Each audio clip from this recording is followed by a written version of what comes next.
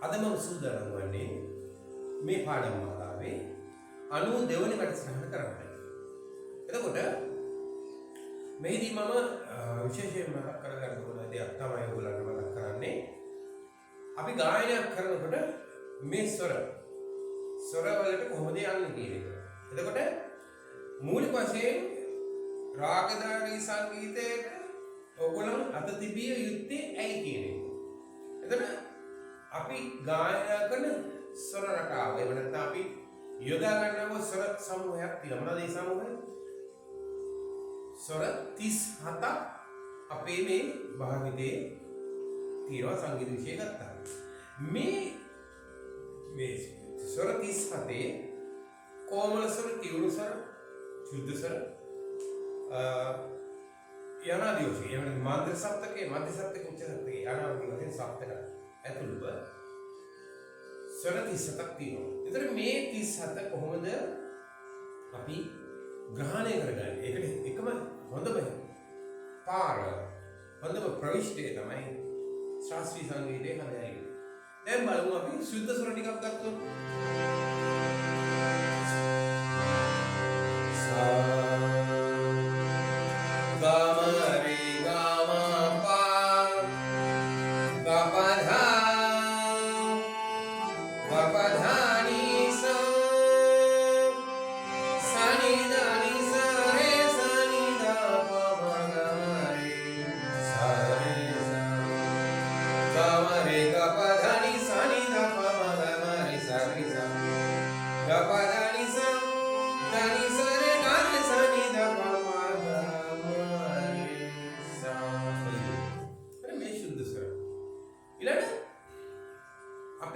මේ සප්තකයේ තියෙන තීව්‍ර මාසකය.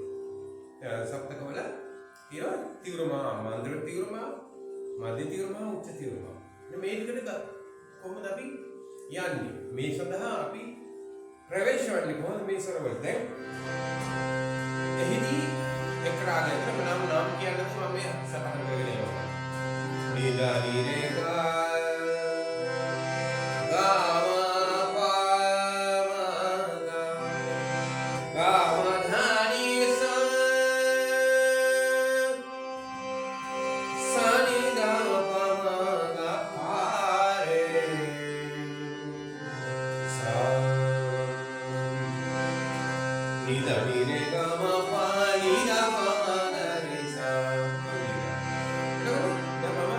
මේ වැඩසටහනෙන් පස්සේ රාග පිළිබඳ රාග හතක් පිළිබඳ ඔයගලන්ට වැඩසටහන් හතක් කරගෙන යනවා.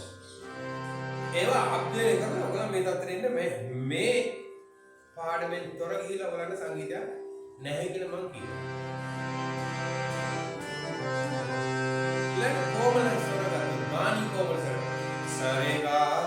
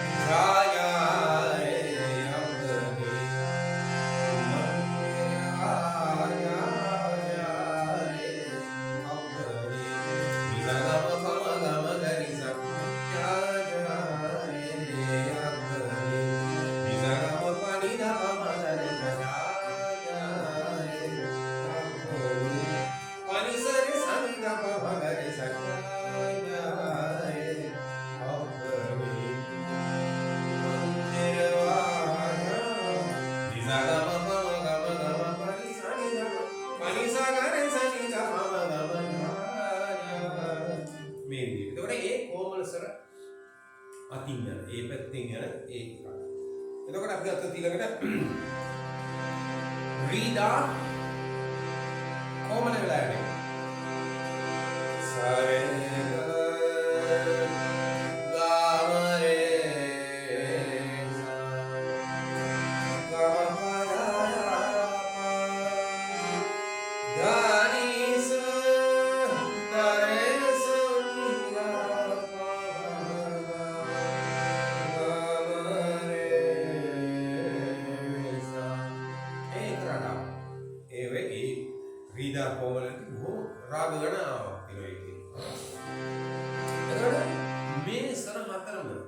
කොහොමද සර හතර වේදන රාග එහෙමත් තියෙනවා සරේගා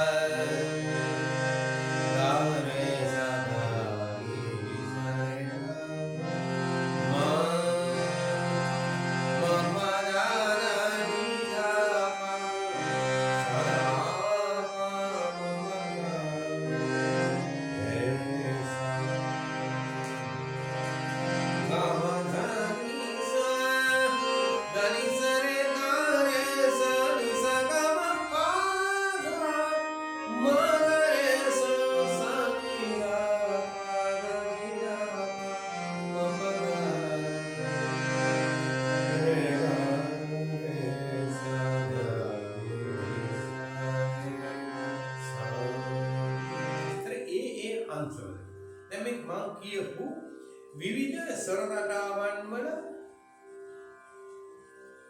නාදමාලා සහිත ගීත තමයි ඔයගොල්ලන්ට හම්බෙන්නේ. මේ හැම ස්වරයක්ම ඔයගොල්ලන් ප්‍රැක්ටිස් කරලා තියෙන්න ඕන ගායනය සම්පූර්ණ වෙන්න. සියලු ස්වර අභ්‍යාස වෙලා තියෙනවා. කොහොමද අභ්‍යාස වෙන්නේ? ඒකට ඔයගොල්ලන්ට තියෙන එකම සාධකය මොකක්ද? ඔයගොල්ලන්ට තියෙන සාක්ෂිය මොකක්ද? මේ ස්වර ඔක්කොම පුරුදුලා කියලා තමයි ශාස්ත්‍රීය සංගීතයේ තියෙන්නේ. ඒක තියෙන ගොඩක් දේවල්. ඒ තියෙන දේවල් තමයි මම මේ ඔයගොල්ලන්ට දෙන්න හදන්නේ. ගොඩක් අය මේක ග්‍රහණය කරගන්නේ මට 10 දෙනෙක් ග්‍රහණය කරගත්තත් ඇති. ඒක නිසා අහගෙන ඉන්න මොකද වෙන්නේ කියලා. එබැවින් අපි ගායනයේදී මන්ත්‍ර මාවලිත උච්ච පාදක්වා යන්න තියෙනවා. සාමාන්‍යයෙන් අපි ওই ටික තමයි ගීත ගායනයේදී වැඩි හරියක් භාවිත කරන්නේ. තවත් ස්වරවලට යන්න පුළුවන් නම් හොඳයි. නමුත් අපි ගොඩක් අය බලන්නේ යමක් ඉගෙනගෙන ගීත ගායනා කරන්නනේ. එතකොට ඒ මොකද ඉගෙන ගන්න? කොයි දේද ඉගෙන ගන්න? අන්න ඒක තමයි මේ පැහැදිලි වීම මම කරන්නේ. බලන්න මන්ත්‍ර ස්වරයට යනවා. මන්ත්‍ර මාවල සාවනී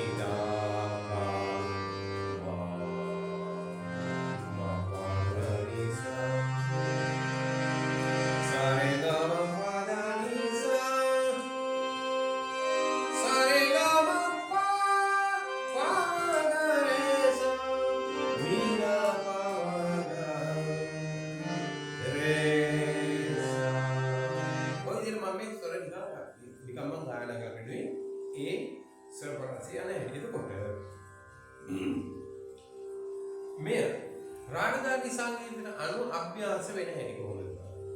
මම රාග දෙකක සරගම් ගීත උපයෝගී කරගෙන මේ ස්වර මම කියපු මන්ත්‍ර මාසරේ ඉඳන් උච්ච පාදක්වා යන විදිය මම පැහැදිලි කරනවා.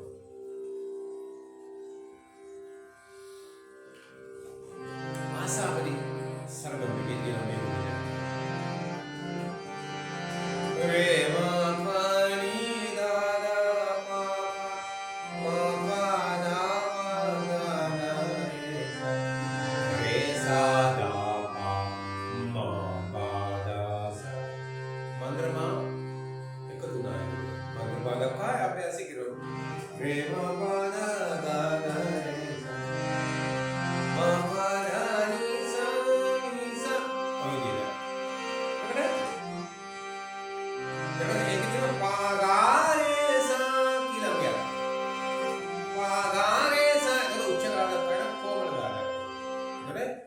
මන්ත්‍ර මාවල ඉඳලා උච්ච කොමල දක්වා තියෙන ස්වර පහු කරගෙන මේ අපි යන්නේ.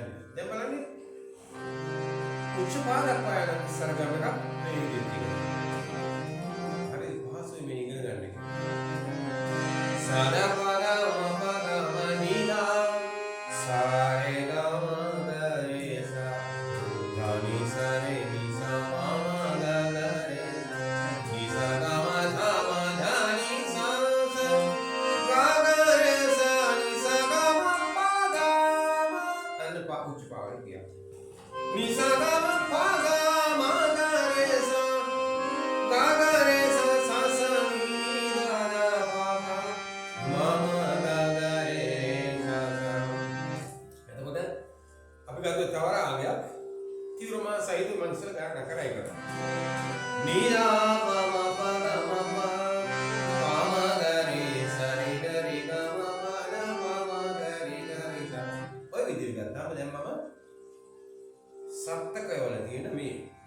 මේ සප්තකයේ තියෙන ස්වරවල ස්වර 12ක් තියෙනවා. ශුද්ධ ස්වර 7යි, විකෘති ස්වර 5යි.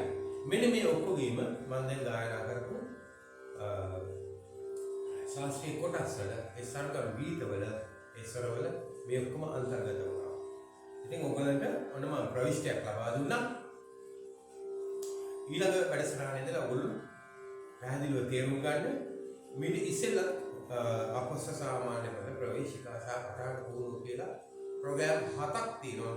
ඒවා අධ්‍යයනය කරලා හොඳ ගමනක් යන්න ලෑස්ති වෙනවා. එවනම් අද දවසේ මම වැඩසටහන මේ විදිහට අවසන් කරනවා.